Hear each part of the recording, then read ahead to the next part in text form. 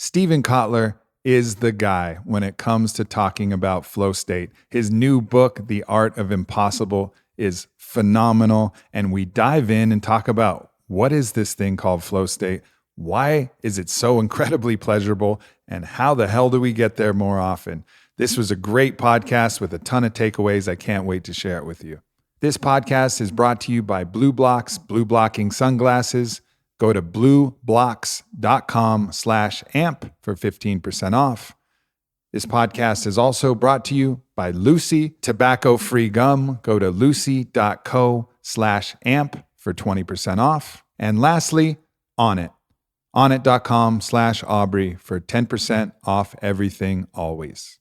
In reading The Art of Impossible and having this conversation with Steven Kotler, it became really apparent to me that perhaps all of these activities, which I love so much, whether it's sports or making love to my wife or anything that takes me out of my mind and I'm fully embodied in the thing, well, many times I think it's that thing that I love to do. But perhaps that thing is just a vehicle to release that massive load of endogenous chemicals that comes in flow state that gives me the pleasurable sensation that makes me feel like I love that thing, when really that thing is just the way for me to get my own pharmaceutical cocktail endogenously released by my own brain and hormone systems. So I'm in flow state and I have that absolute release of my mind, which is so highly pleasurable and so sought after.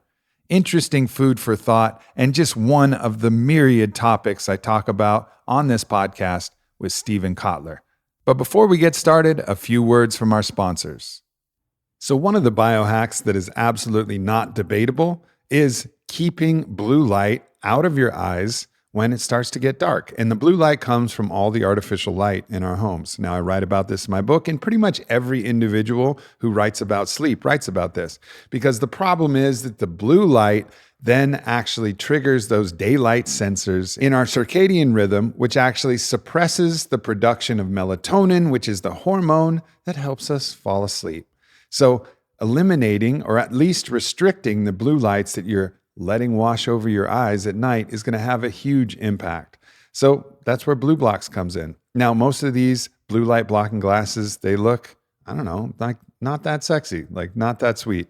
Blue Blocks really took it to the best place possible and made these glasses look really good, feel really good, high quality, and just as effective as anything you will find anywhere else. So I highly recommend this product. It's phenomenal. Go to blueblocks.com/amp. That's BLUBLOX.com/amp, or use the discount code AMP for 15% off at checkout. Once again, blueblocks.com/amp for 15% off.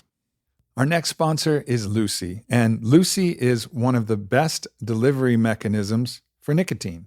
It's a nicotine gum that's not like Nicorette or something like that. It tastes great and it delivers nicotine, with the purpose being to utilize this as a nootropic, as a way to actually enhance brain function. And if you read my book, Own the Day, I talk about all of the different ways that nicotine is a beneficial nootropic. Now, of course, cigarettes are awful for you. It's a terrible way to get nicotine. It does so much damage to the body.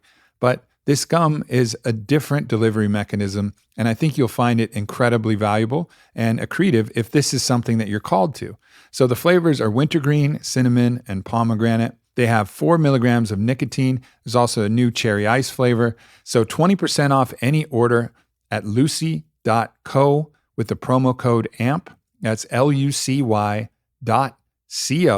with the promo code AMP, and you'll get 20% off. And of course, with any nicotine product, there comes a warning. This product contains nicotine derived from tobacco. Nicotine is an addictive chemical. So if you're going to dance with any plant, any chemical, or any substance at all, make sure you're driving the ship and the plant, chemical, or substance isn't driving you.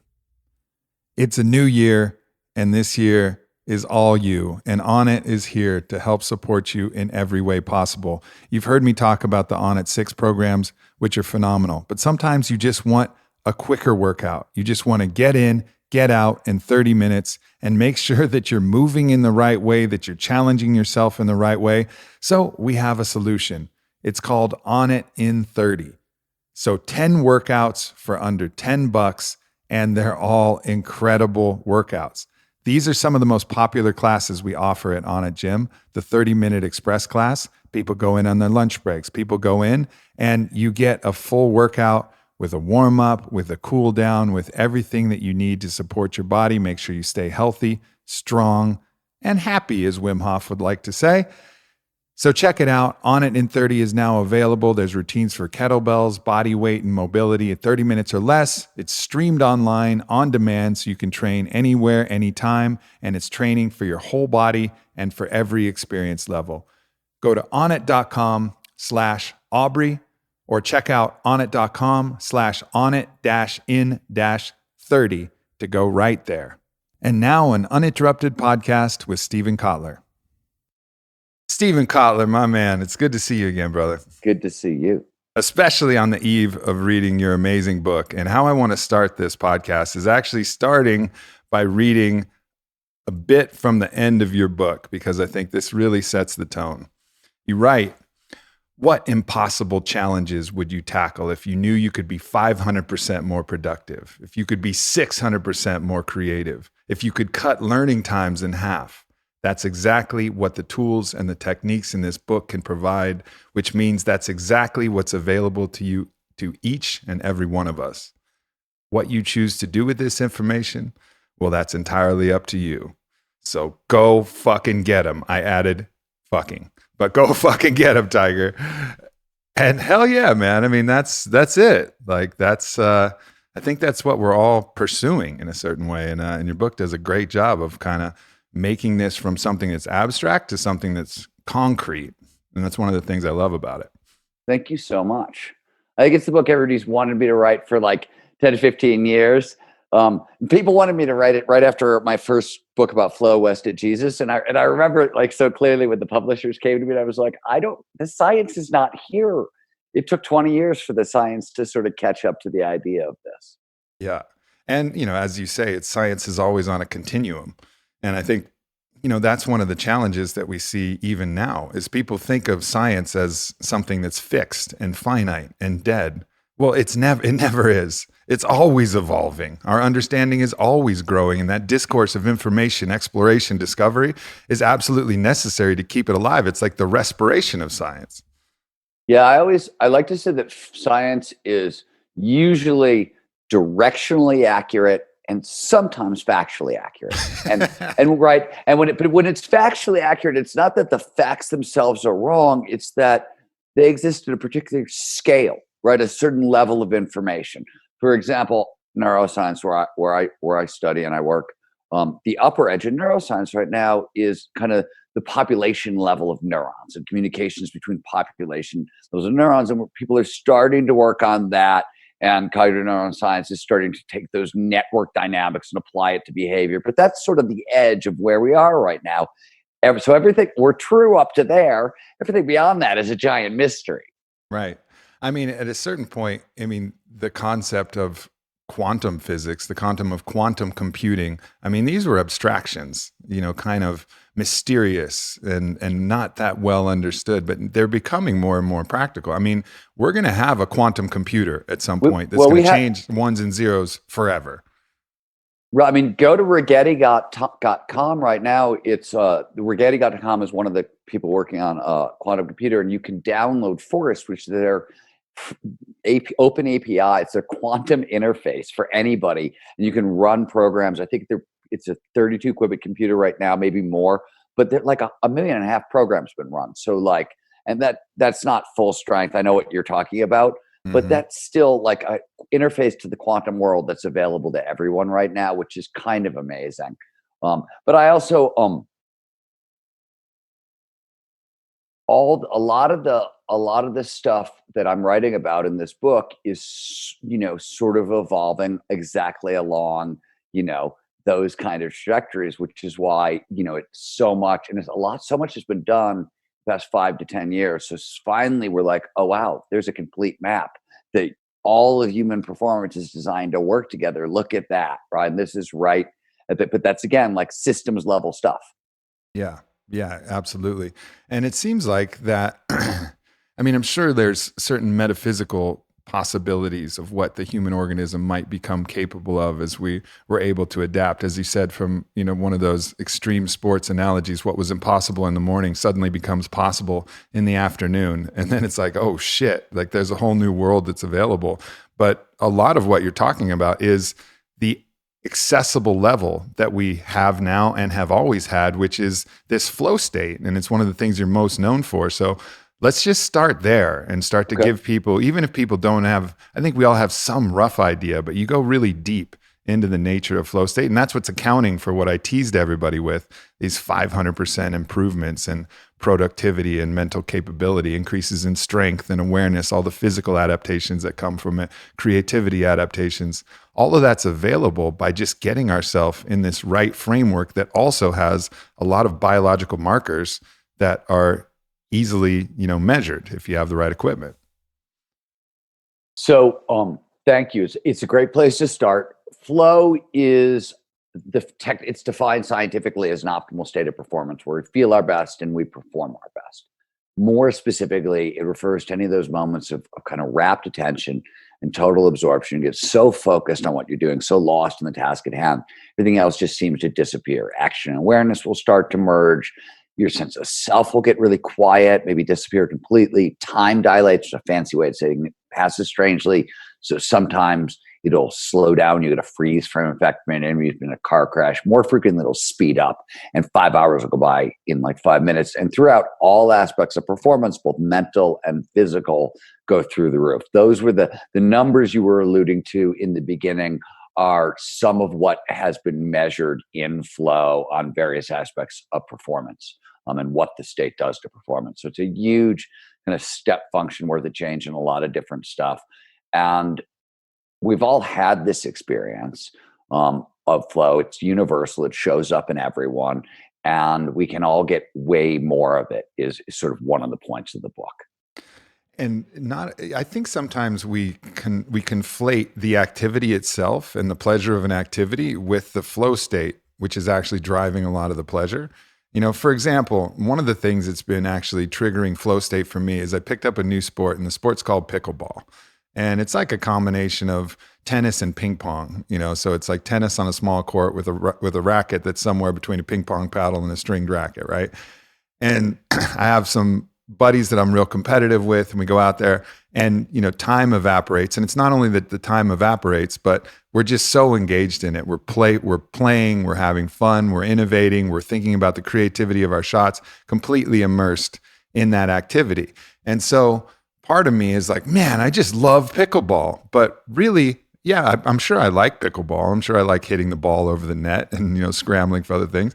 But what probably I really love is it's actually allowing me to access flow state, in that point. So really what a lot of the pleasure is not hitting backhands and forehands. It's that activity is driving me into this optimal neurochemical cocktail that is, as you say in the book, one of the absolute most pleasurable things the human organism can experience. It's like being on 6 drugs at once. That is absolutely correct. Yeah. So I mean, you're totally right. It's an interesting question. So I think I covered this in Art of the Impossible, but I'm not sure if I did.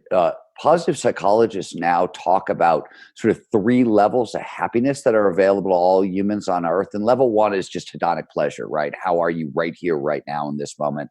And it turns out there's not a whole lot you can do. Like Dan Harris was sort of right. You can be 10% happier. And a lot of that, we have emotional set points that are sort of set up by early childhood, by genetics and early childhood experience that sort of determine the bandwidth of our life. And we like feel everything between the low and the high point, but they don't really extend out. There are a little few ways to stretch them, but it's not super flexible. The next level up is what is termed either engagement or enjoyment. And it's literally a high flow lifestyle. And it could be literally, doesn't matter what your job is, you could have an amateur pickleball life going on, yeah. Right? And that counts. So like I live in South Lake Tahoe, and there are tons of people who live all around me who work construction jobs over the summer, which are kind of flowy jobs because you're working with your hands, it's engaging. But they can ski all winter, right? So or hunt all winter or both, right? That's really common. That's the second best. And the highest is when you take the thing that produces the most flow for you and can couple it to purpose. Mm. So something outside yourself that's greater than yourself that produces a tremendous amount of flow, which is sort of why the book starts there and talks about going in that direction. Um, but that's the best we get to feel on the planet. You sort of poked at a much more complicated question, which is like, how much do we enjoy shit without the flow, right? Like, Right. is it, and it's interesting because it's known. So in athletics, for example, flow is often what happens when we learn a bunch of skills well enough that we can do them almost automatically, and they start to come together. As you said, with pickleball, you're innovating, you're creating new shots, and right, that's that flow. You've laid down the stage.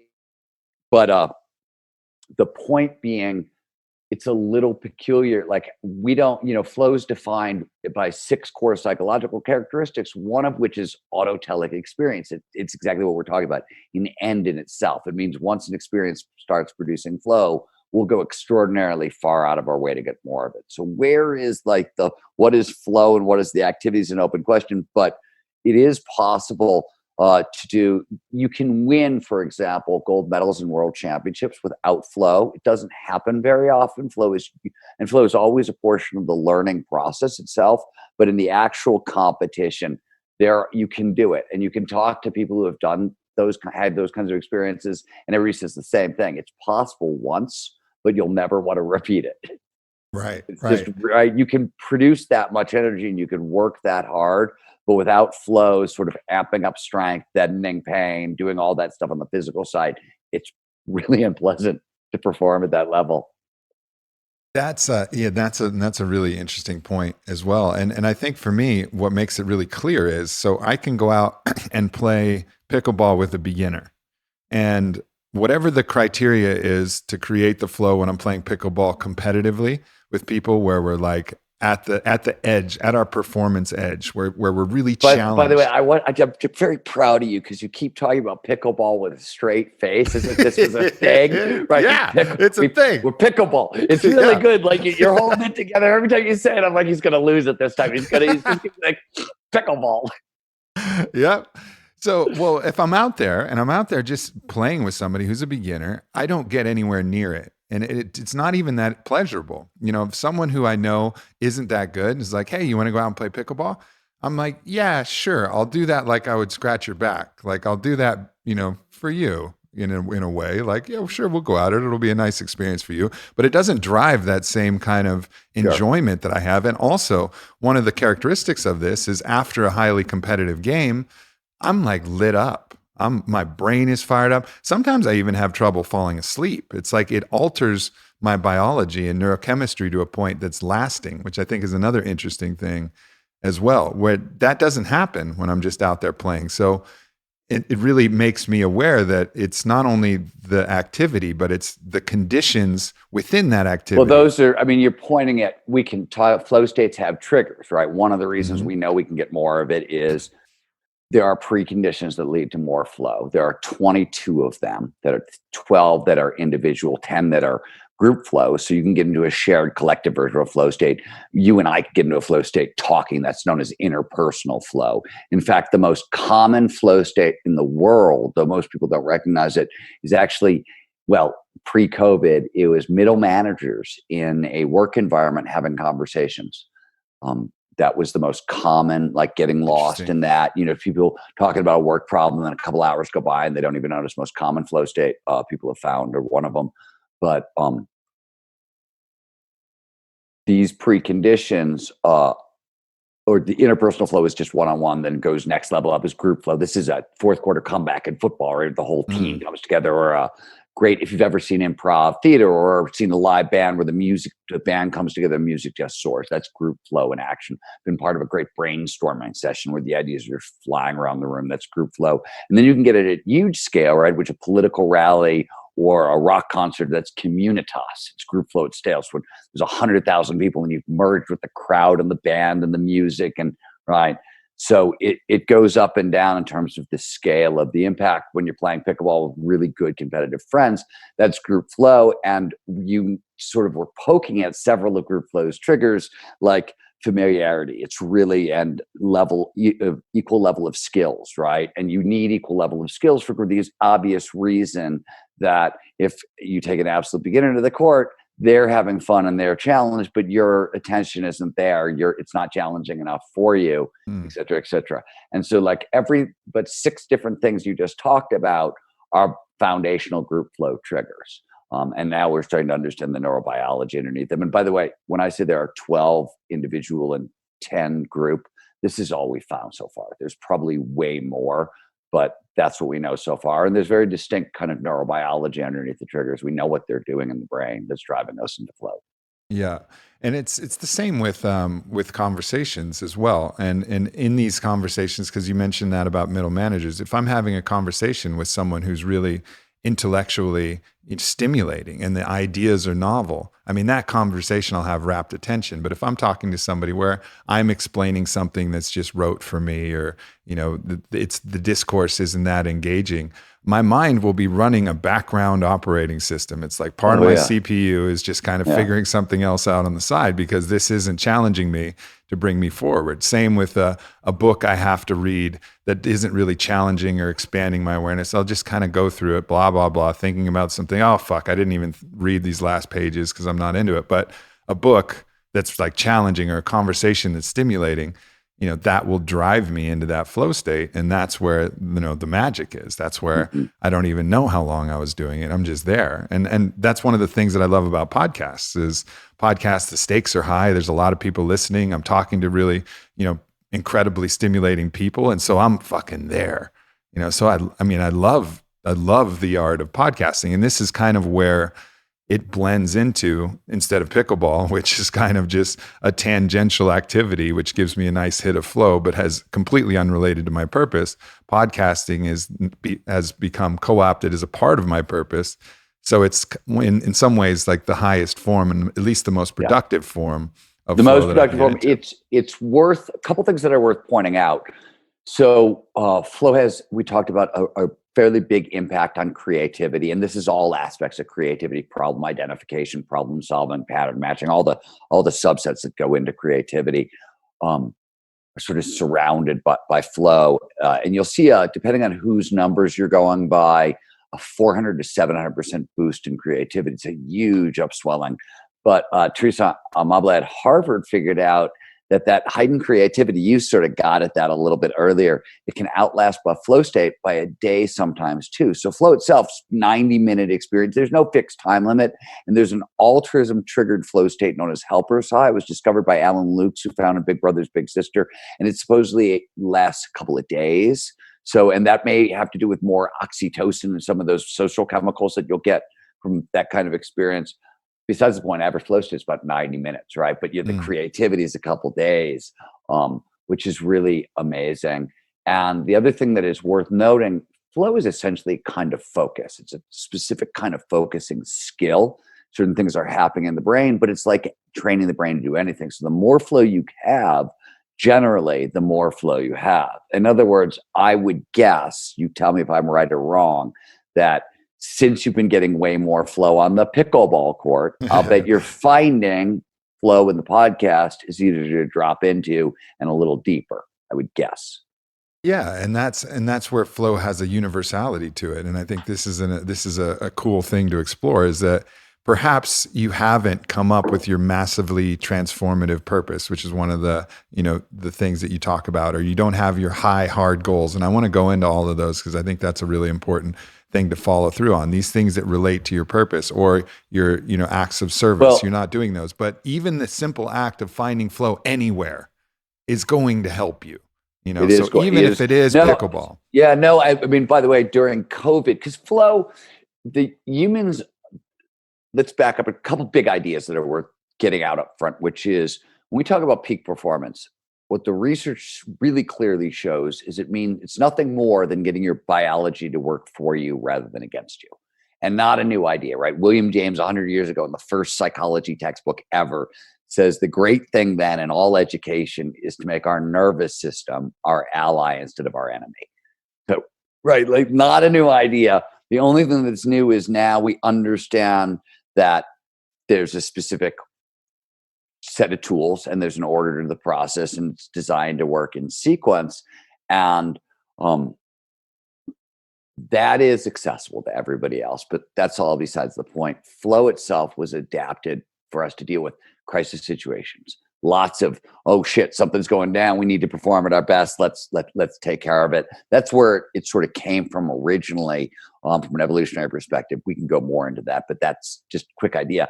The point being, when COVID started, this is people in crisis. It turns out, a lot of the stuff that we work on was really perfect for it. And one of the very first things we were telling people to do during COVID is make sure to double down on what was known as your primary flow activity, which is literally whatever that thing was that you did as a kid that dropped you right into flow. Maybe it was read comic books, or learn to dance hip hop, or martial arts, or surf, or skateboard, or play tennis, or draw, or paint, or spelling bee. Take your drum major, take your pick, whatever it was. And as a rule, and this, as we become adults, as we become responsible, what's the first thing that goes right out the window is that thing that gave us so much flow. And literally, especially during crisis situations, the first thing you want to do to react to a crisis is reboot your primary flow activity, because especially during a crisis, it's going to be really hard to get out of your head. And the best way to do it is to find something that you absolutely love to do. So that's one of the first things we were training people to do at the beginning of COVID was, okay, stay socially distanced, stay away from other people, but figure out whatever that thing was and find a version of it that you can keep doing now. Yeah. Is it, as you talk about this, and you have a great quote about flow, which is like basically how this gets done from a biological perspective. I think what you say is that oxygen is to breathing what flow is to, these forms of innovation when pressed with a great challenge. And is that why potentially when it's aligned with your purpose, because when you have a strong purpose, a purpose that you're passionate about, a purpose that is meaningful not only to you, but meaningful to the greater, self or the greater whole, then it almost is putting it's raising the stakes in general.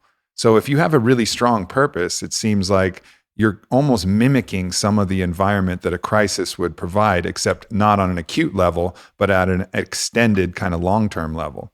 Let me give you a little bit of a big picture thing. First of all, the place you got to sort of start with this question is, what does flow actually amplify? And it amplifies a huge suite of stuff: productivity, motivation, creativity, and innovation. It accelerates learning. It amplifies empathy, ecological awareness, our ability to perceive the natural world. It increases strength, stamina, fast twitch muscle response, and deadens pain. And if you know anything about science, when somebody presents you a laundry list of, hey, and by the way, these are like productivity, McKinsey, that you said one of the numbers you threw out was the 500% boost in productivity. That's at the end of the book. That comes from a 10-year study conducted by the McKinsey consultancy, where they went around the world asking top executives how much more productive are they in flow. Now, it's a self-reported thing, so grain of salt there, if you will. But they asked a lot of people over a decade. On average, it was 500% more productive in flow. That's like you go to work on Monday, spend Monday in a flow state, you take Tuesday through Friday off, you're getting as much done, right, as everybody else in that 1 day a week of flow. 2 days a week, you're 1,000% more productive than the competition. So, like, to put it in context, it's a big boost. But if you've got any kind of science brain, you got to be like, well, why would one state of consciousness amplify all this stuff? Like, what the hell's going on? And it's a really good question. The answer is that flow is how humans have been shaped by evolution to perform at their best. You got to ask yourself, well, what shapes evolution? And it's scarcity of resources. And when resources are scarce, you have two options. You can fight over dwindling resources, or you can flee to avoid becoming somebody else's resources, or you can get innovative, get creative, get cooperative, and make new resources. Those are the options. So everything that flow amplifies is everything we need to either fight or freeze or flee, or get creative, get cooperative, band together, make new resources, right? Go explore, find more resources, that sort of thing. That's the whole toolkit. And purpose, in a sense, is getting more resources for not just you, but also your whole tribe. And the way that's sort of the way it right, we're built. So once, and this is sort of known. So the way to cultivate purpose and the way it works in the book. Okay, now we said that. Let me back up and introduce a second idea, and then we'll get to purpose. The first thing to know is that flow triggers, we talked about. All the flow trigger is flow happens when the law of retention is right in the right here, right now, in the present moments. That's what all the triggers do. They drive focus, they drive attention into the present moment. And they do it one of three ways. They push neurochemicals, dopamine or norepinephrine, into our system. They do a lot of different things. They're pleasure chemicals. Dopamine is the same substance produced by cocaine. So when somebody snorts cocaine, the most addictive substance on earth, all that happens is the brain releases dopamine. Norepinephrine, internal version of speed, right? Ritalin, meth, same, right? Same cocktail. These are incredible, energizing, exciting, focusing chemicals. And where would the flow triggers lower cognitive load, which basically is the shit you're trying to think about at any one time. If I lower cognitive load, I free up extra energy for attention. You can pay more attention to the present. So that's how the flow triggers work. So that was a side note. Now, back to purpose. What Art of Impossible really is about is an entire system, and that system always starts with motivation. And when you want to play with motivation, obviously the first place you got to start is external motivation. You need food. You're going to need basic survival level resources. This is what Maslow figured out with the bottom of the pyramid. You got to sort of, even though it's not actually a pyramid, if you talk to Scott Barry Kaufman, who just wrote Transcendence, he'll tell you that Maslow's pyramid was more of a metaphor than an actual thing. But he was right about safety and security. And what the research shows is we need to be able to take care of basic safety and security needs with a little bit of cash left over, really, to get into the peak performance game. You can do it from less than that, but it's hard to do because the anxiety produced by sort of living right at the edge of your means. You can do it, but once basic needs are met, you've done with your external motivators, money, sex, fame, those kinds of things. Those are still powerful drivers, but they're not primary anymore. And what the biology says is once you're at that point, intrinsic motivators take over. And there are 5 major big ones: curiosity, passion, purpose, autonomy, and mastery. And they're actually designed to work in a sequence and be built in a sequence. So curiosity is where all of it starts. And the thing you got to also know here, that the last bit that I have to tell you before this gets filled in, is that what's the big deal about an intrinsic motivator? The answer is, when it comes to peak performance, we don't have a hell of a lot to work with. We have our focus and attention. We have our actions. And if we can put our focus and attention on the same thing over and over and just repeat our actions, we get habits, which is actions automatized and sort of effortless and automatically. But that's about all we have to work with. And the action, like when you're learning a thing, you still have to do the thing. It's still going to require the energy it takes. So there's not a whole lot you can do with that. Where the big lever is focus. And the reason internal motivators matter so much, curiosity, passion, purpose, all this shit, you get focus for free. Think about how hard it is to pay attention to something you're not into versus how easy it is to pay attention to something you're into. You told me already, when you're paying attention to something you're not into, part of your brain's solving a different problem. When you're on a podcast with somebody who's interesting, you're paying attention to them. It happens automatically, right? Passion is the next step. All passion is the intersection of multiple curiosities. Why? A little bit of curiosity is some focus, but it's not enough over time to really sustain you. But if you can find a way to figure out where your curiosities intersect, that's passion. Once you have passion, you can then attach it to a cause greater than yourself. That's how you find purpose. And if we can send your listeners to passionrecipe.com, www.passionrecipe.com. It's the very opening of the book. It's how to turn curiosity into passion into purpose. So many people felt that was so kind of important when they read, and they were like, oh my God, this is so useful. And we've used it for so many tens of thousands of people at this point. We're just giving it away. So it's out there for everybody if you want to know how to do this.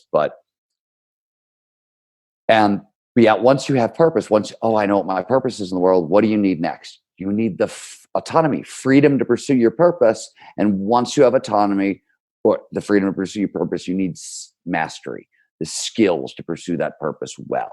And that's the stack of your big 5 intrinsic motivators, and each is designed to flow into the next. And you asked, what do you get? So this is going to loop everything back. Curiosity is a little bit of a flow trigger. It's not a huge one, but it's a little bit of one. And when you're curious, you get a little bit of norepinephrine and a little bit of dopamine. When you can put a bunch of curiosities together, you're getting a lot of norepinephrine and a lot of dopamine. This is passion.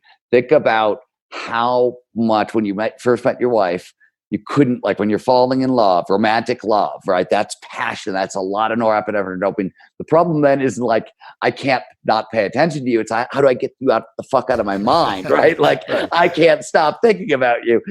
You're everywhere. So that's what happens when you add in purpose. You get all that norepinephrine and dopamine, and then you start getting pro-social chemicals to other people. You're no longer just providing resources for yourself, passion, but now it's for your family, your tribe, your society, purpose. And now you get all the pro-social neurochemicals added in, oxytocin, endorphins, and anandamide. These are all bigger feel-good chemicals. That's why purpose works so well as a motivator, and so forth into autonomy and mastery. You're basically turning up the feel-good neurochemical juice each step along the way. So even though purpose seems very high-minded and altruistic, first of all, from a peak performance standpoint, it's totally selfish because you get more out of yourself, right? And then from a and feel it's more good, pleasurable. Well, that's what I mean. From a feel-good, hedonic, internal, like if you're actually measuring pleasure chemicals, right? If you weren't terming it altruism, if you were just measuring pleasure chemicals, no, purpose is more fun. It's a better high. Yeah. It's interesting because I've experienced a phenomenon that's happened, and it's really come online, particularly since meeting and marrying my wife. And so I'll explain. I think part of the, as you said, there's extrinsic and intrinsic motivation. And I had like a dual engine jet that was motivating me. I had my extrinsic motivations and my intrinsic motivations. I've always known I had something important to contribute to the world, ideas, thoughts, the ways that I could use language and communicate, and the ways that I could lead. All of these different things were a part of my motivation from the beginning. But there was also a healthy grip of extrinsic motivation that was largely wrapped up in mate attraction. And even in my previous relationship, it was a polyamorous relationship. So mate attraction was, finding the next paramour, or even finding something else, particularly, another romantic partner, was a big part of my extrinsic motivation, because I started to knock down during that period. I created on it. I wrote a best-selling book. I was doing a lot of the things that were extrinsically motivating. I had the wealth, I had the influence, I had all of the different things that were driving me earlier. So what was really left was mate attraction. That's another thing. The more I put out there in the world, the more likely I am to attract a high quality mate.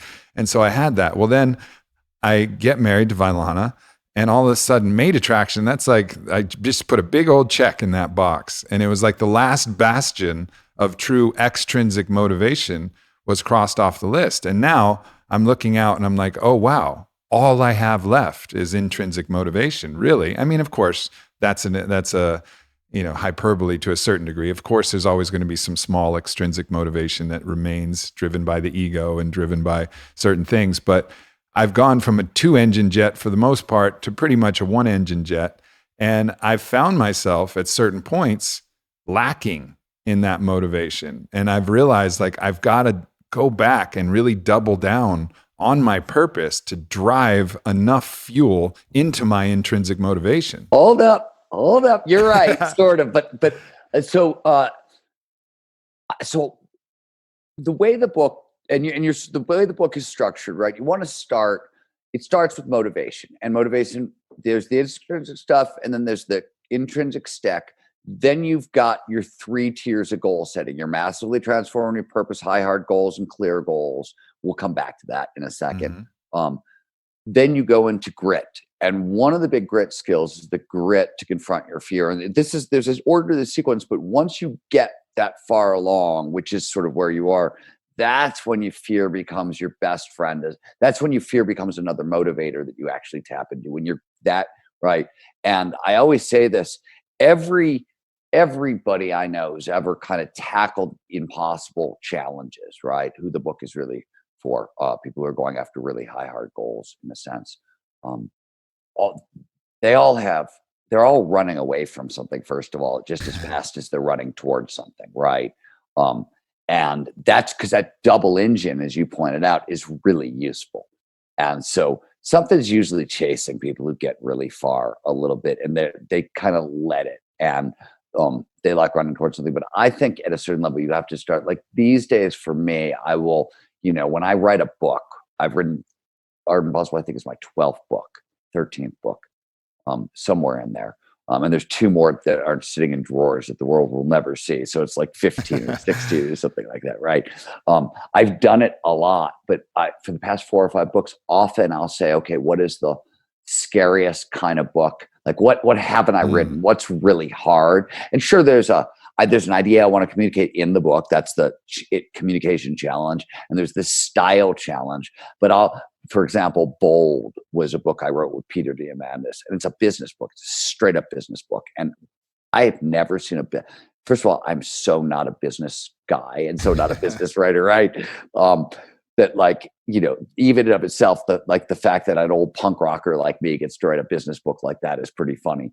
But on top of that, most business books suck, right? They're just terrible. They're really badly written. And so Bold, the challenge was, can I write a business book that doesn't suck? And that was a terrifying thought, right? Like and I was doing this way back when I wrote West to Jesus, which was so early on, but it was probably the first major book anybody had written about the neurobiology of so-called mystical experience, right? What's going on in the brain when we're having so-called peak experiences. And the time this was so cutting edge, and I was using surfing as a metaphor. And I remember thinking at the time, I was like, well, so I've got surfing and mysticism and neuroscience. And if this goes wrong, I'm going to be like the poor man's Richard Bach, be like Jonathan Livingston Seagull for surfers kind of thing. And I was like, I don't know if I'm going to come back from that one. But that level of fear is really good because it keeps you focused. And I think that's also like, yes, I agree with you about go back, reboot your purpose, all that other stuff. But it's also, maybe slightly bigger challenges. Yeah, a bigger, scarier goal. And I think that's a part of it, because at a certain point you've fulfilled at least a good part. And that's why when your purpose is a little bit abstract, as I said, I was describing my purpose to you and it was highly abstract. I'm here to share ideas, to bring a convergence of my own, psychedelic inspired spirituality with philosophy and entrepreneurship, and this idea that you can achieve balance by reaching for the extreme. There's these specific things, but it's just, they're all very kind of general. And I actually made that even more specific even when I was talking there. But I've kind of achieved a good quotient of that. And so, and it's been great. That was incredibly scary and seemingly impossible, at least lowercase impossible, hard for me to do at a certain point, because, I didn't have anything. I didn't have a platform. I didn't have a podcast. I'd never written a book. Never started a company. And then all of a sudden I started knocking these things off. And you'd never done a psychedelic, which was what was really brave of you. You know what I mean? I don't know. Yeah. And so, but now I think part of this purpose reboot for me is to really invest in a new high, hard goal that's fucking terrifying, something that's scary. Well, so let's clarify a couple things, just because the terminology is a little confusing. There are 3 levels of goal setting that it appears that humans need. There are other ways to divide it up, but 3 is the minimum. It sounds like you need a mission level, what Peter and I dubbed a massively transformative purpose, or a mission level goal for your life, right? And that's what you were talking about. That's a mission level goal for your life. And I think those things don't change, right? Mine, I have 3 things that I sort of came to do. They haven't changed. They're still what I steer by and filter by. But your high heart goals is the next level down. And these are, let's say your mission is to write books that change the world. Your high heart goals is, I want to get a degree in creative writing. I want to study journalism for 5 years so I can learn how to do that. I want to write a book on cooking. I want to write a book on jujitsu. I want to write take your pick. Those are your high heart goals. They're usually, depending on who you are, 1 to 5 year projects tends to be. And I think it's good to set, everybody's got different time horizons, and different times in your life you can see kind of farther out, right? The sort of hungrier you've been, the shorter your time horizons tend to be as a general rule. But I like to I set 3-year goals.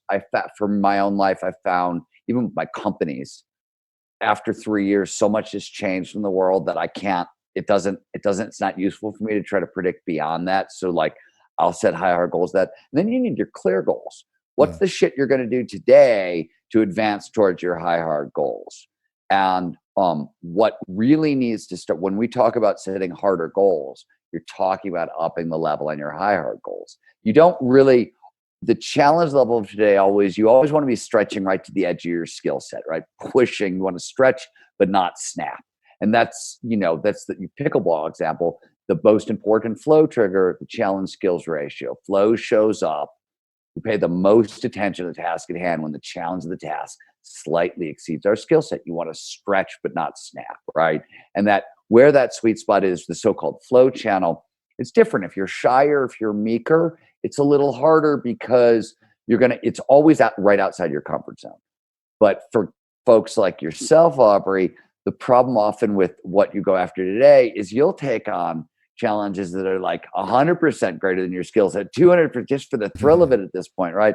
And you still have to chunk it down so that what you're dealing with today is just outside your skill set. Otherwise, you're producing too much anxiety and you're going to end up blocking peak performance.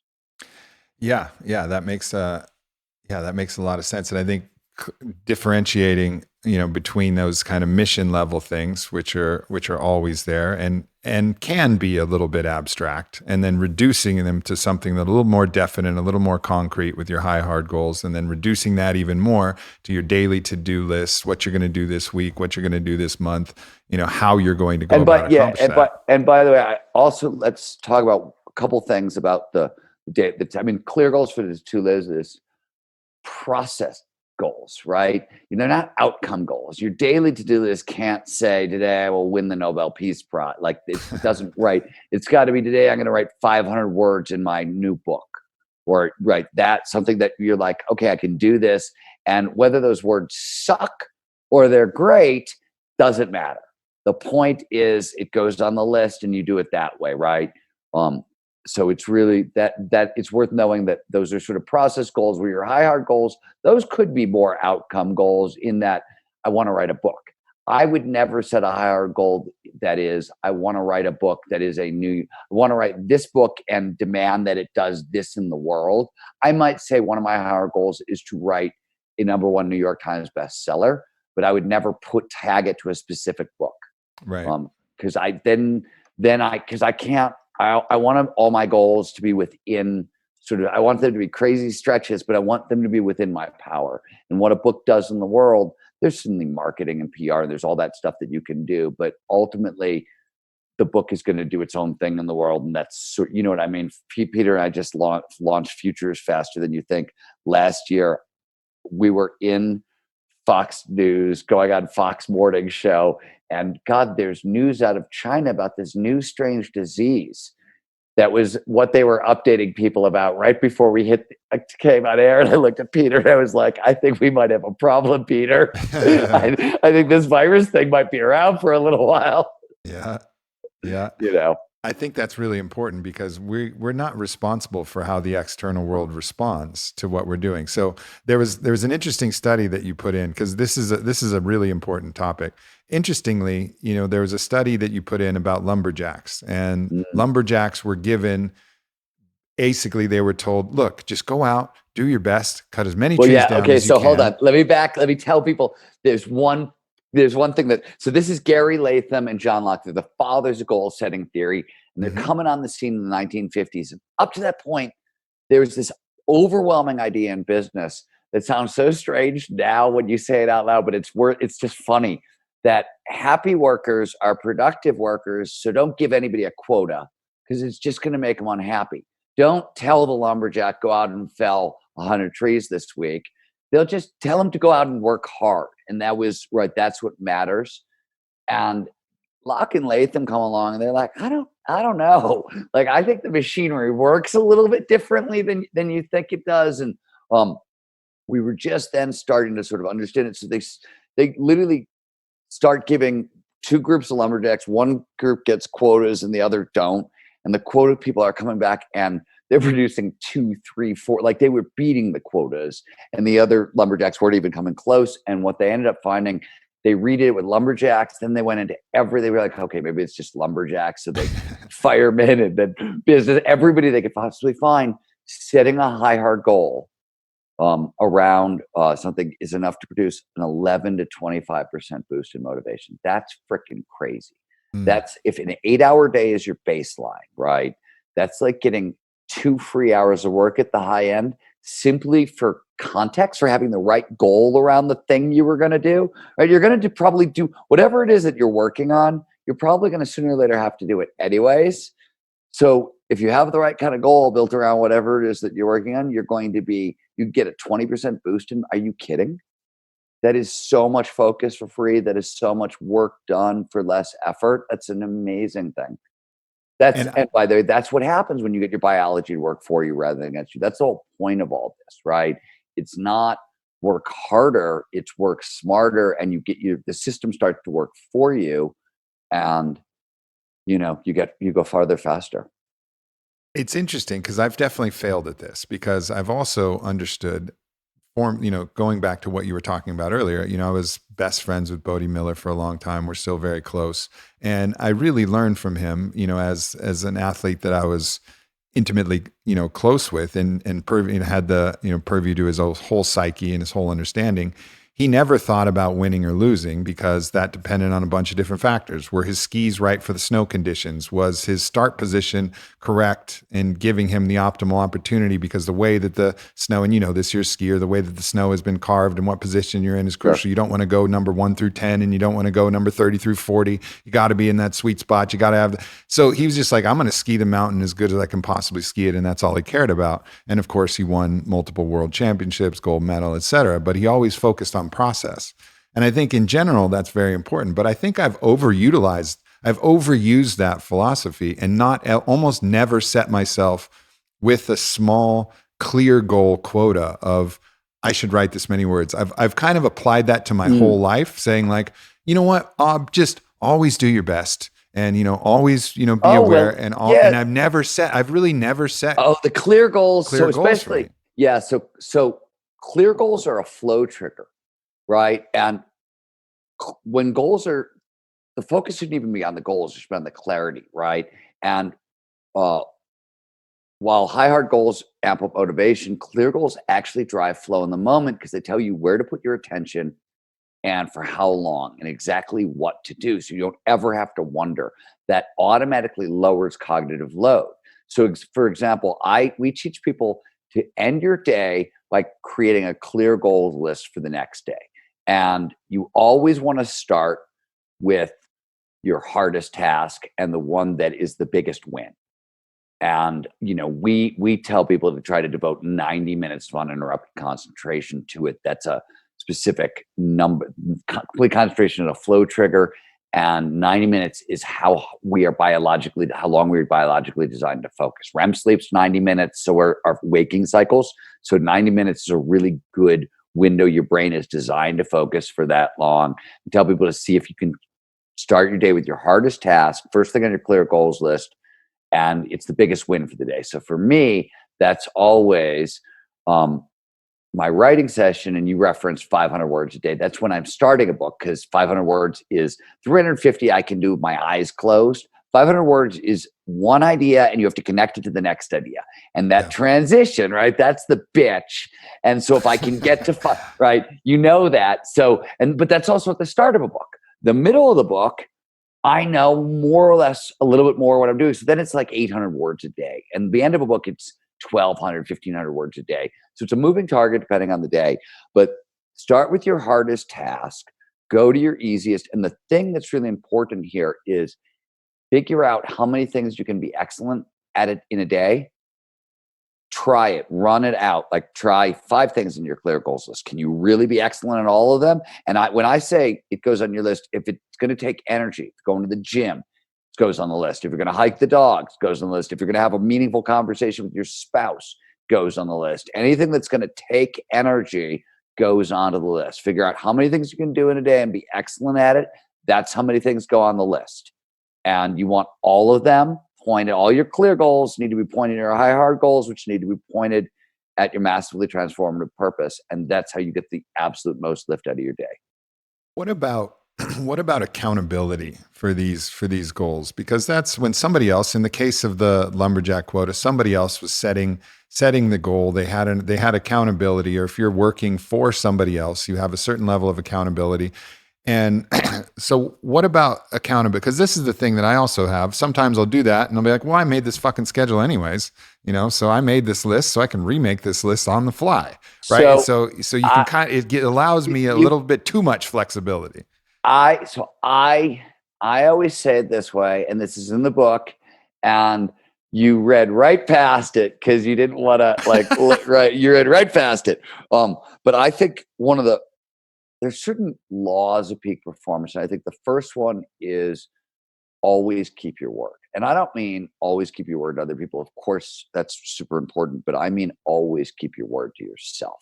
And so one of the things we know, if I say it out loud, it's a contract. I've said it to the world. I've said it with myself. It's a done deal. I have to tell this to everybody who works for me. I'm like, you can't come into a meeting with me and tell me you got something, because to me, it's a contract. Like it's the same as if we, got lawyers involved and signed on the dotted line. And that's how I roll. And once you say it out loud, I'm going to hold you accountable to that. And if you don't deliver, I'm going to fire you. Right. I'm really clear on that kind of stuff. I'm like, but I'm really, so when I put it on a to-do list, it's a contract with myself. I've just entered into a contract with myself and I don't let myself out of it. And so if it's on my to-do list, now there are days where, item number 3 on the to-do list turns into a nightmare. You know what I mean? And I didn't see that coming. And, then I'm like, okay, I put in a full day. You know what I mean? I got nothing left in the tank. I will boot this stuff onto the next, I'm not illogical about it, but I will, if I need to stay at work an extra hour, 2 hours, or 3 hours to finish off a list just so I kept my word to myself in a given day, I do. And I think that's where you really start getting super exponential results from that level of, because it's a grit skill. And the thing about grit and pushing yourself harder is there's learning to be tougher, which you have to do by going out and pushing yourself kind of beyond your limits consistently. That's familiar to everybody. And most people, especially if you've ever played a sport, you can do that. But there's a second half to that equation, which is you have to believe you're that gritty. So you have to actually have done it enough times in a row. You can't just go out and I'm going to train grit today by going really hard once. Your brain has to believe that reservoir is real and it's there. So if you do it over and over and over and over again, you keep that word to yourself over and over and over, you start to develop a different level of trust with your own sort of grit skills and fortitude skills. And I think that further amplifies performance.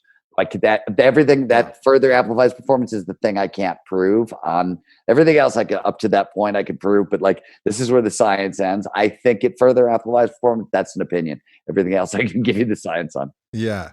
I think that's a really important thing to note, because there's certain things that we've all proved to ourselves. And, for me, because I'm using myself as this N of one kind of example here, I've proved to myself that when something or someone really needs me, I'm fucking there. And I know that about myself. When it needs to be done, when I must show up and be at my best, I know I will. Right. And so that's something and I've proven that. And it's not like I was born with that. I've shown that. I've flexed that muscle over and over again. And then it's in the small stuff. It's in those, and I get frustrated with myself about this, in the stuff that I allow myself too much permissibility and flexibility to modulate it, and too much of going back on my word. So in some ways, I haven't built enough trust in myself, so if I reduce it to the specific thing I didn't do, oh, well, you said you were going to do yoga today, but you didn't do that. No big deal. If I reduce it to not doing yoga in a day, all right. I mean, Right. that's not Yeah, that big a deal. it's not the thing that you didn't do, it's the not doing. Exactly. And Yeah. that's the thing that will universally be a detractor for my ability to operate at my peak, which is the most important thing in my life. So reframing it that way, it's almost like it anchors it back to a bigger Yeah, why, an even bigger why. you stop once you start to figure out that you're like, oh, wait a minute, it's not the thing, it's the doing of the thing because I'm training a muscle. I'm not, it's not, it has nothing to do with the yoga, right? Yeah. So at the end of the book, I have a low grit. So when I can't work out, like energy days where I'm freaking exhausted, I've got workout on my schedule and I just can't, I'm just so beat, whatever reason, I have a low grit workout exercise, which is 200 push-ups. If I hike my dogs for 20 minutes up the mountain behind my house and do 200 push-ups along the way, I can skate when I have meaning I haven't slept. I've slept 2 hours. The day is long, and I have a low grit exercise workout that I do because I'm like, if you can't hike up a hill for 20 minutes and do 200 push-ups when you're fucking exhausted, then I shouldn't do half the stuff I do. You know what I mean? Right. So I do it not because, man, there's nothing walking uphill for 20 minutes and doing 200 push-ups is not going to do anything for my fitness. You know what I mean? But I'm doing it so I just know that when I'm that exhausted, I can do this thing. Yeah, it's training self-efficacy to a certain degree, and I think that's absolutely vital. There's something I'm going to go to another concept that I thought was really interesting. So, Gabriel Garcia Marquez recommended that when you're in something and you're really kind of moving, quit while you're still excited. And Yeah. my brain just lit up when you talked about this because it makes a lot of sense. So go explain the philosophy behind that, because I think Okay. it's a So really cool idea. what this is in the let's give the motivation gets you into the peak performance game. We've been talking about that. And motivation is really, when psychologists use the term, it's they mean grit, they mean goals, they mean intrinsic motivation and extrinsic motivation. So that's the motivation suite. Then once you have motivation that gets you into the game and the goals to tell you a little bit how you get there, and you need the grit because that's what you need when the motivation sort of runs out along the way. The next thing you need is to accelerate learning. You have to keep learning, especially because if you remember that flow shows up when we use our skills to the utmost. So not only do you want to kind of tick everything off on your clear goals list, you want to attack it, right? And sort of push to the edge of your skill set. If you do that, what happens? You keep learning. So you need the learning skills to be able to keep up with the acceleration that's coming along. That allows you to continue to play. And finally, you need creativity, because that allows you how to steer. And especially because the book is about going towards high, hard goals, those are often things we don't quite know how to get to, right? You can't there's no rule book, there's no playbook. You sort of had a bunch of ideas of what you do, but no real clear idea to get there. You need creativity and innovation is how we steer. And then the last step is, of course, you need a flow to turbo boost the whole process beyond all reasonable expectations. But we're in the creativity portion of this kind of suite of skills that you're talking about, and this is ways to sort of amplify creativity. And this is also a very good flow hack. So when I teach flow for writers, which is the big kind of creative class that I run sometimes, we always use this. This is one of the first things we teach people is stop working when you're most excited. And Garcia Marquez, nobody's quite sure where it came from originally. Hemingway used to do it too. And he used to stop. He got so addicted to it, he would stop writing in the middle of a sentence. And it's a twofold hack. The idea is, we'll come back to the flow portion of it in a second. But when you quit when you're most excited, the next morning when you stop, right, when you start, nothing is harder than getting into something, right? That's what's going to require the most grit. So they're making it easier, because if you're quitting while you're most excited, you're going to carry that excitement back with you the next time you jump into a project. And I've used that for years when I write. So I will write 500 words a day, right? But I will try to stop when I'm at a point where like I'm really psyched about sort of like the sentence I'm writing. Right? It doesn't even have to be like the idea. It just has to be like, oh my God, I'm really liking this sentence. Then I'll just sort of stop there. So it'll like linger in my head. The other thing is this is really sort of key in flow, because flow as a general self-awareness sort of dials down, right? And by the time you're coming back into consciousness, when you sort of note, when you're like, oh, wow, I'm actually really excited. This is really fun. You've actually probably been in flow for a little while. And the neurochemicals, we've been talking about norepinephrine and dopamine, they're at peak concentration. They last about 20 minutes in the brain. That's why TED Talks are 20 minutes long, because our maximum focusing chemicals, they've got, so if I crank it all the way up, that you get about 20 minutes worth of intense focus.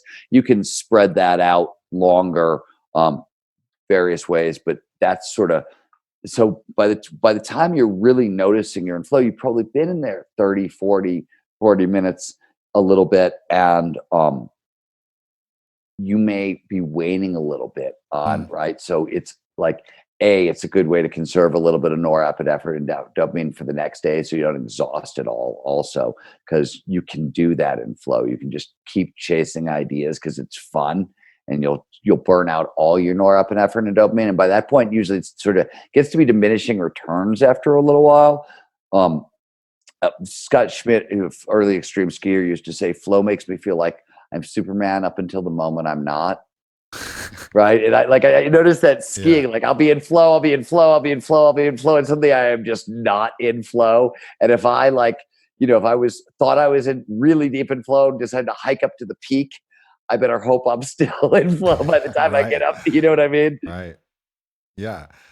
The that idea of potentially, because this is also, I think, sometimes without understanding the biology of what you were actually doing, we might not understand the necessity for that recycle rate, the ability to recycle and actually pay attention to our biology. And that's where, that kind of restoration, that active restoration, passive restoration, that becomes an important part of this cycle, because we are actually dealing with a high energy output and actual physical chemical reaction that does not have an infinite level of potentiality. That is absolutely true. This is one of the most, it's sort of at the end of the book, but I don't know the exact numbers. I've probably trained over 100,000 people at this point, and probably the most important thing I've out of all that work is talking to people about the flow cycle, because most people think it's a light switch. You're either in the zone or you're out of the zone, and it's not. It's a 4-stage process, and there's very precise shifts in neurobiology and neurophysiology underneath each stage. And the third stage is the flow cycle itself. But as you pointed out, very energy intensive. Even if it feels great, you're burning a shit ton of energy there. And on the back end, there's a recovery period. And we have discovered, by the way, if you have an active recovery protocol and you double down on your primary flow activities in your life, it's almost impossible to burn out. There are certain situations that can do it, but if burnout is a problem, if you've got an active recovery protocol coupled to regular access to your primary flow activity, it's really prophylactic against burnout. And what an active recovery is, passive recovery is television and a beer, right? That's passive recovery. And TV is actually really bad for recovery because of how it affects our brain waves. It feels like you're recovering and you're not. And alcohol is a disaster when it comes to recovery. Too much sugar really messes with sleep, blah, blah, blah. It really tends to block recovery. Active recovery, restorative yoga, Epsom salt bath, long breath work, long walk in nature, infrared sauna, regular sauna. I'm a big sauna not advocate, because what works for me may not necessarily work for you, but saunas work really, really well for me for active recovery. And I try to do breath work in the sauna. Saunas will automatically lower cortisol, whereas some of the other stuff doesn't do it automatically. I like it for that reason, et cetera, et cetera. I don't have to tell you about saunas. And cold therapy too. I mean, Well, yeah, cold therapy is another one. that's one of my favorite tools for sure. And for me, getting my eyes under the water, triggering that mammalian dive reflex, feeling my heart Mm. rate start to drop. I mean, that's a key aspect of that to me. That's why I far prefer cold immersion than cryotherapy, even though they have some full body cryos, but a lot of them just go up to the neck. Doesn't quite cut it for me. Like for me, I really need to get to that point where my body is starting to down-regulate all biological activities because it's trying to conserve energy. And when I'm in that state, I pop out of there and I'm, really refreshed. But, really keen to think about, that everything in the human organism is cyclical, and we need that the yin to the yang always in all of these things. And even though while flow can seem restorative to a certain degree, it's also burning fuel.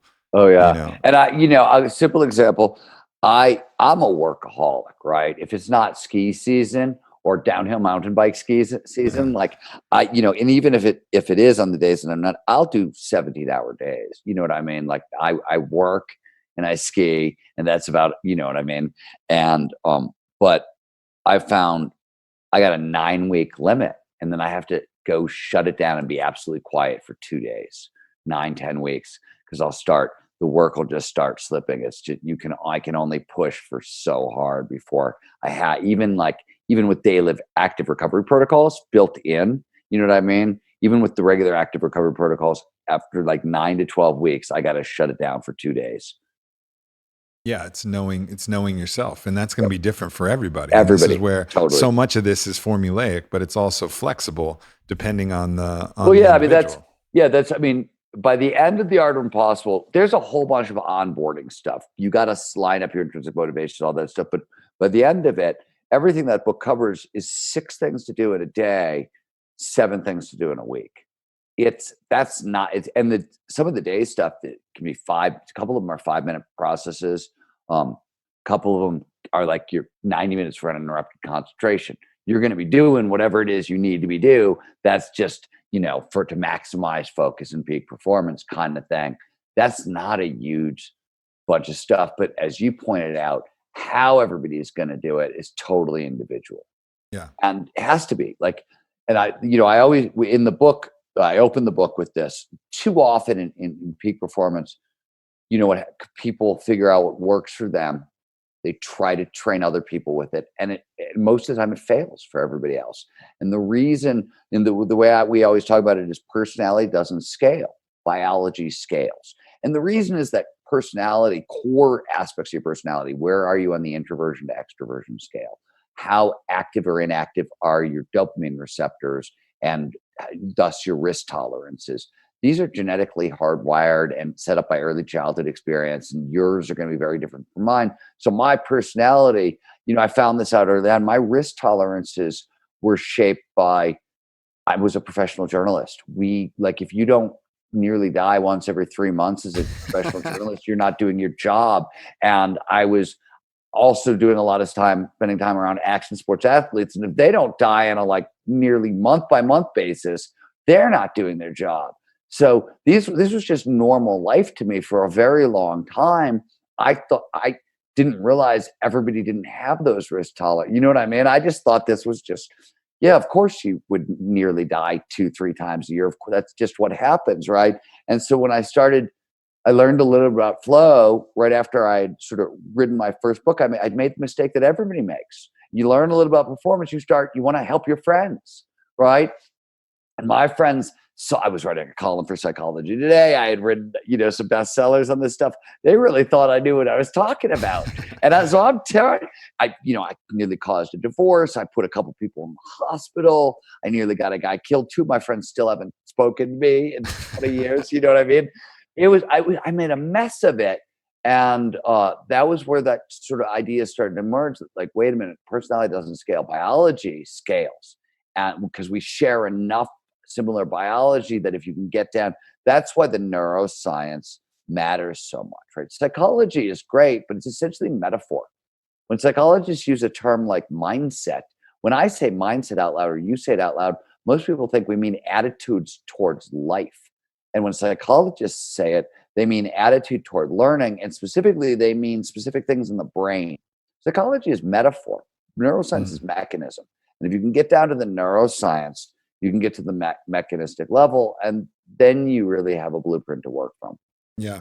I thought one of the things that I really enjoyed was when you talked about how oftentimes people will list themselves as one thing or another thing.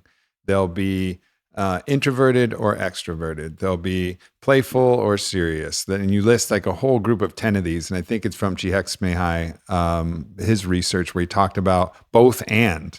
Yeah, right? so so Mike and I actually have a little bit of a disagreement on this, but it's his work originally, which is that most people are either or. Personalities as general are either or, but creatives are both and. So creatives are extremely introverted at certain times and really, really extroverted at others. They have to be really, really sort of naive. You have to be really naive a little bit to write a book, but you have to be really, really, really sharp and not naive to market.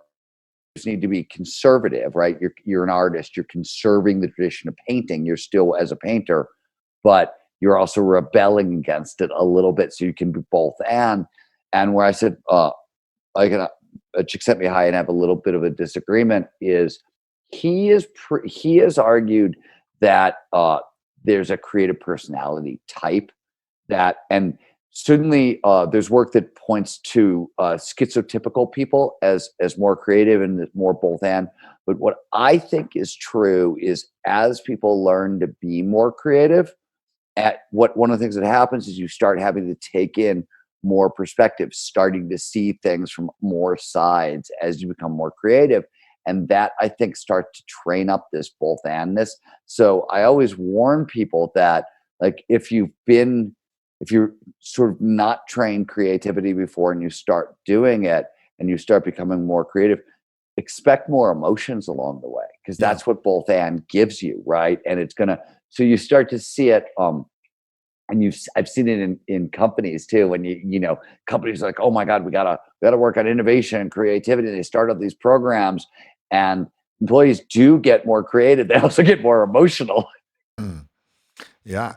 And that's, and I think just having the acceptance for that. So if you are creative and you do go through these swings of emotions, instead of judging yourself for it and saying like, oh my God, I can't believe I was naive here and I was serious, but then I got so playful. And then you start judging because you think you're supposed to be a certain way, but to really be in that creative spirit, is to accept that you're going to be both of these things and these things, and you're going to have the highs and the lows. And that's just the nature of your life.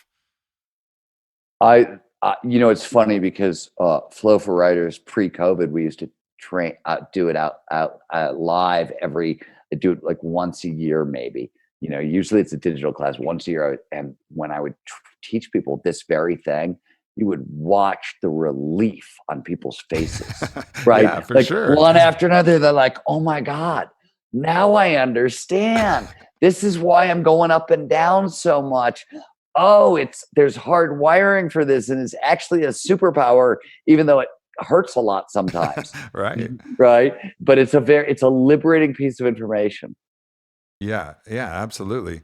And I think there are some other interesting things that you notated there as well. And talking about creativity, you talked about how a 5-year-old was scoring on genius levels, 4 and 5-year-olds scoring at genius levels of creativity, and then it kind of degrades over time. If you want to go over that, I think that's an interesting concept for us to think about, of what can happen from the conditioning of being in this world that we're in. So it's interesting. It was a study done by a guy named George Land. He did it with NASA.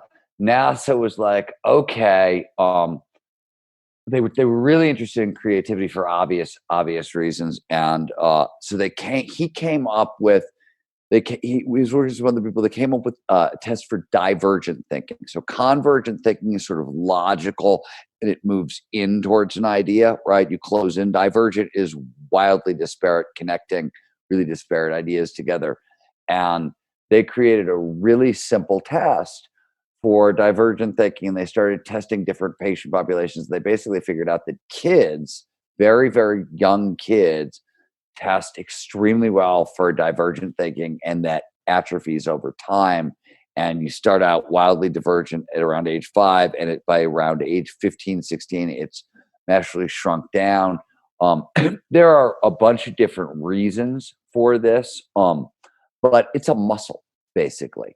That study is sort of erroneous in where it leads you, because your creative skills don't sort of atrophy over time. You're just not using them as much, and you're not. Most jobs teach us to think convergently, especially at the time they were doing these And studies, and and schools too. schools do. But I think that's started to change a lot. But certainly, creativity, we didn't used to think it was trainable. It's very trainable. That we sort of now know. And flow massively amplifies creativity and divergent thinking, as well. So those things are super trainable, and you can definitely get more of them. But you have to work on them, because and some of this is just normal, natural brain pruning. It's just how Yeah. it happens, right? We're born with all kinds of crazy neural connections, and they prune back and prune back in the early years of our life. One of the other things that you talked about that was is immediate feedback, and getting immediate feedback as you're learning in any skill. And you talked about how people's skills in a lot of professions degrade over time, which is counterintuitive. You would think that, your skills Yeah, would no, it's improve the longer you doctors. did it. Yeah. The clearest example is doctors, which, unless you're a surgeon where feedback is immediate, most doctors get worse the longer they're out of med school. Um, because feedback, think about a radiologist.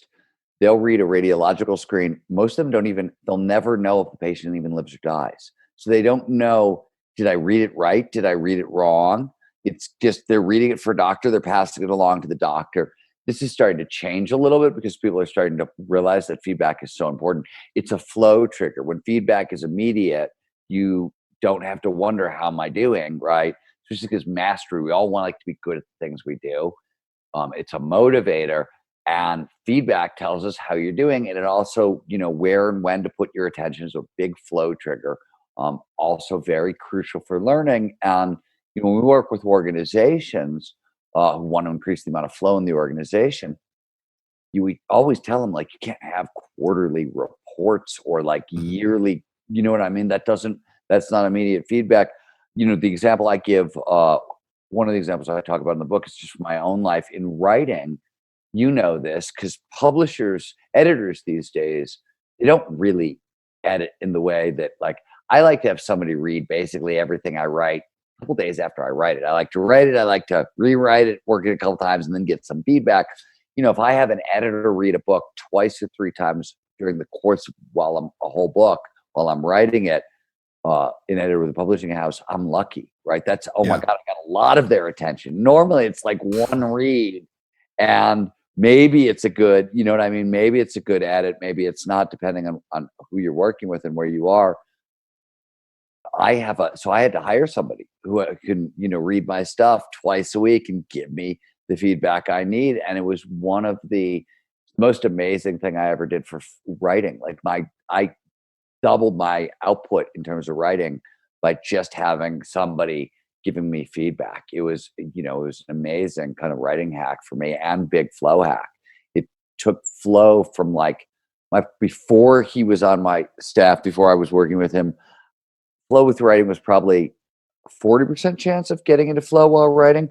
But once and I just worked with him 2 hours on Tuesdays and 2 hours on Fridays.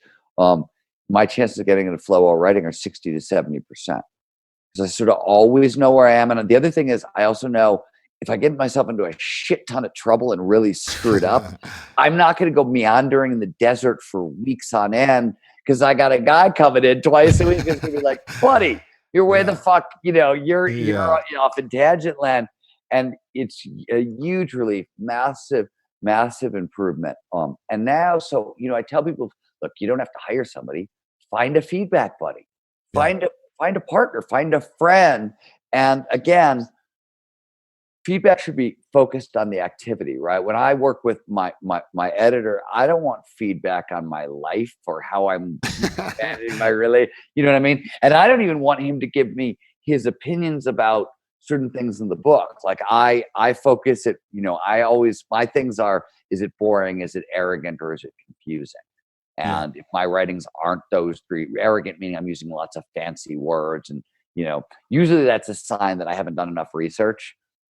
Usually, well, the problem is the body is a homeostatic organism. We don't like to burn energy if we don't have to, right? So your body's willing to, like, if you're writing, it's willing to give you the energy for the writing, but it doesn't want you to, like, oh shit, I got to go back and do more research, right? Right. So I'll try to cover up the fact that I'll do this unconsciously. It's not even a conscious thing. It's just an unconscious tell that I've come to recognize when I am using a lot of fancy words or a lot of fancy language or really moving my readers a lot emotionally.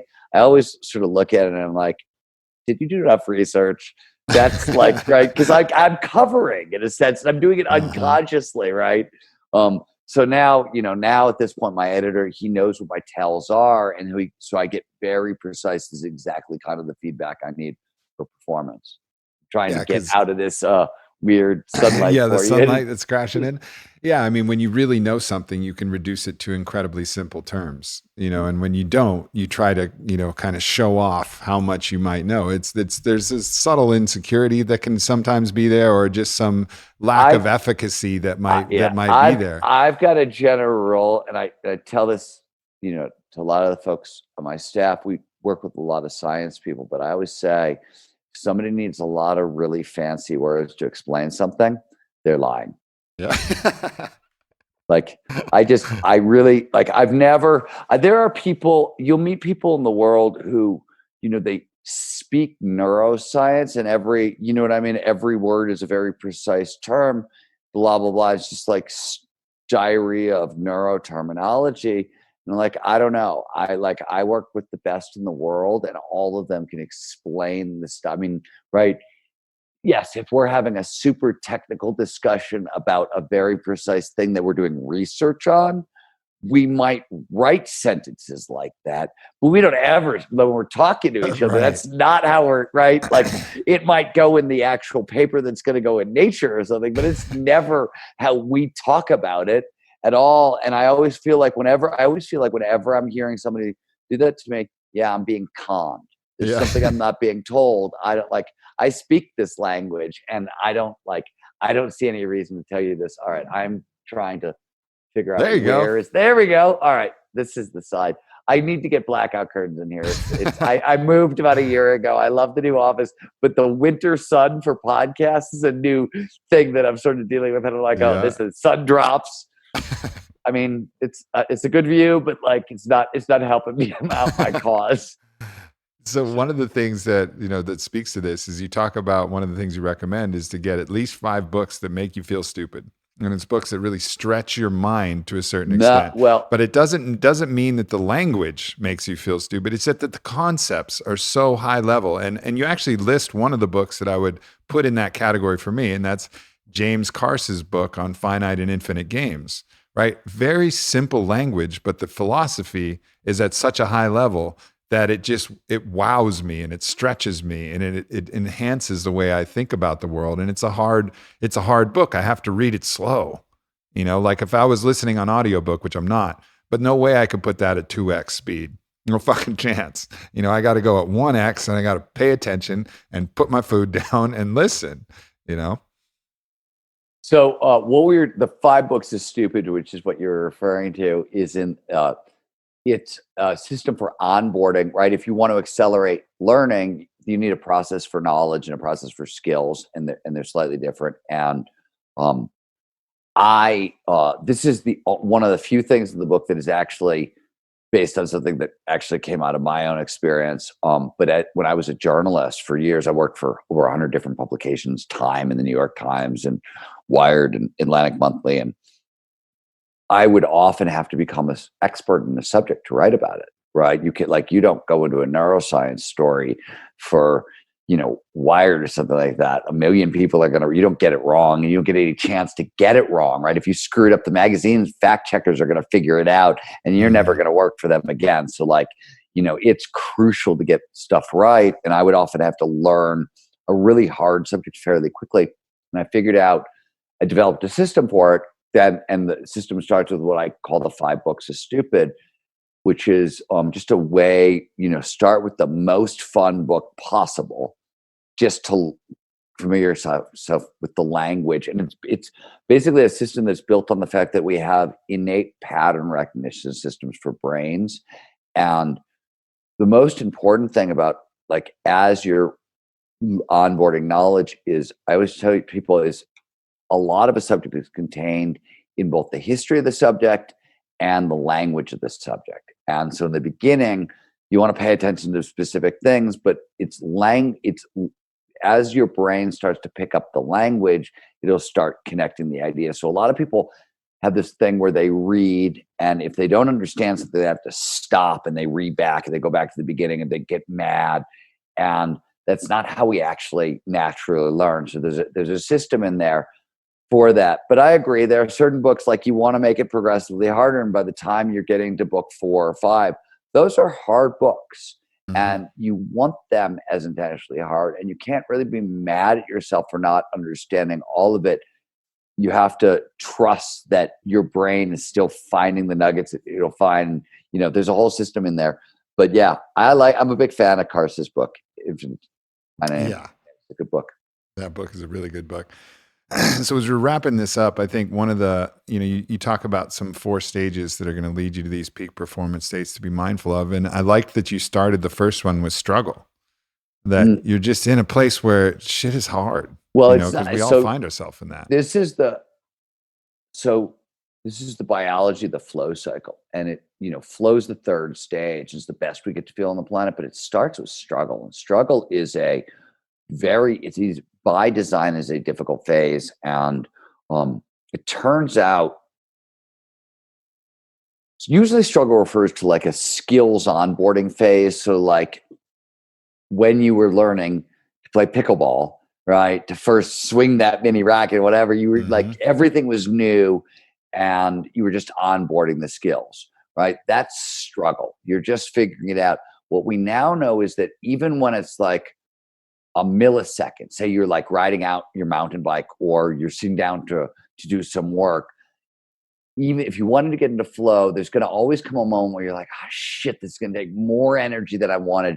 You literally, even if it's for a microsecond, you have to trigger the brain's fight response, it appears, to get into flow. We're not certain if there's 100% of the time, but for sure, certain a lot of the time. So even if the struggle phase is only going to last an instant, it's going to be there. And what's so important about this is what I think you alluded to when you started, which is, I think a lot of people, when they start to feel frustration, they think it's a sign that they're moving in the wrong direction.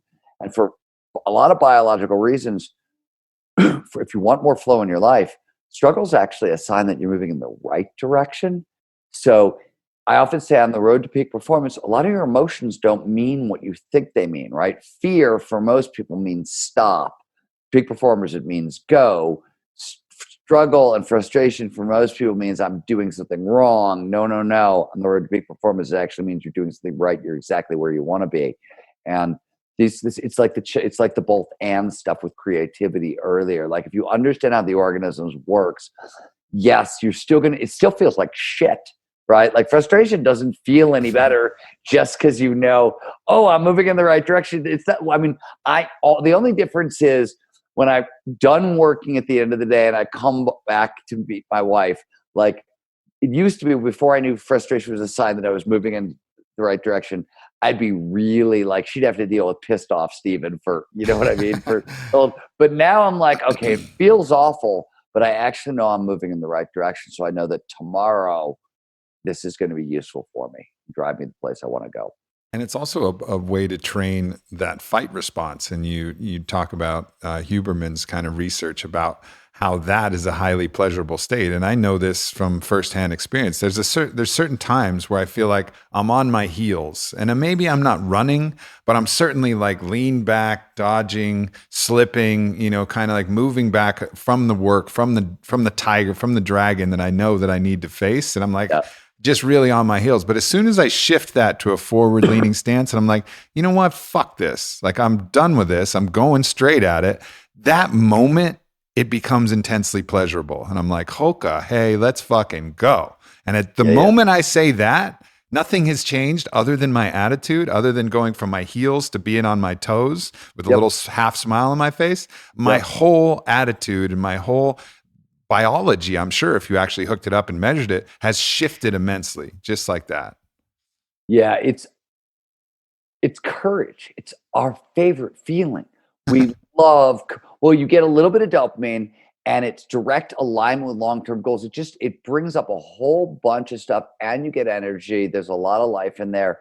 I was noticing and I was thinking as you were talking, it's early. I've had 7 days on the snow and I'm a big skier. That's my main sport. And you always have to get used to ski speed. It usually takes 7, 8 days until skiing takes place at 40, 50, 60 miles an hour, really. Mhm. But it takes your brain, even, really good skiers, a bunch of days to realize that oh, I can go that fast safely. And this weekend, it was the first time they opened some territory at the Edmonton Open, and I got to dive in. And you were talking about being on your toes, and it was just one of those runs that I've been sort of sitting back, and I was like, no, fuck it, man, you got to attack. I literally leaned in and got on my toes and just dove into that first turn, really, really dove in. And it was right, suddenly it was right there. And I was like, oh yeah, right. You gotta even me, right? I'm an expert. I've written so many books about this stuff, but even then in the moment, you got to remind yourself of it. You know what I mean? Yeah, and just train that muscle, and every time, and what a great metaphor, because skiing, it literally is on your toes. And Yeah. actually, interestingly enough, being on your toes is probably a safer way to ski that same hill than trying to be on your heels and Oh be yeah. conservative in a lot Oh of yeah. ways. It's Yeah. like you're really Yeah. Well, meeting I the mean, challenge head on. all the equipment is designed to be driven, right? None of the equipment works if you're not. My boots are great when I stay forward leaning. My skis are great when I stay forward leaning. My equipment is not particularly forgiving when I'm not on top of it. You know what I mean? Yeah, totally, totally. And that's the same with the human organism. Well, this has been an absolute pleasure, brother. Thank you so much for doing this. And so people who are curious to take, their own Yeah. journey with you, where would they Go go to for more? theartofimpossible.com is where the book has been living. You can also stevenkotler.com. And as I said, the passion recipe, www.passionrecipe.com is a formula that will teach you how to turn curiosity into passion and passion into purpose, which will get you kind of, going along this path a little bit. And Flow Research Collective, if you're interested in flow training or Beautiful, the man. science we're doing. Well, it's great to reconnect with you, brother. Man, it's been a Good to while, but see it's you. good to see you. Yeah, I'll hit you up when we're heading to the snow somewhere, and maybe we'll Oh, cross please. paths and get to take You a few know I'm in runs. Tahoe now. So Yeah, come on out. hell yeah, I love it. Cool. Thanks, brother. I'll talk to you soon, and thank you Pleasure. everybody for tuning in. Peace. Thanks for tuning into this show with Steven Kotler. You guys are the fucking best. I'll see you next week.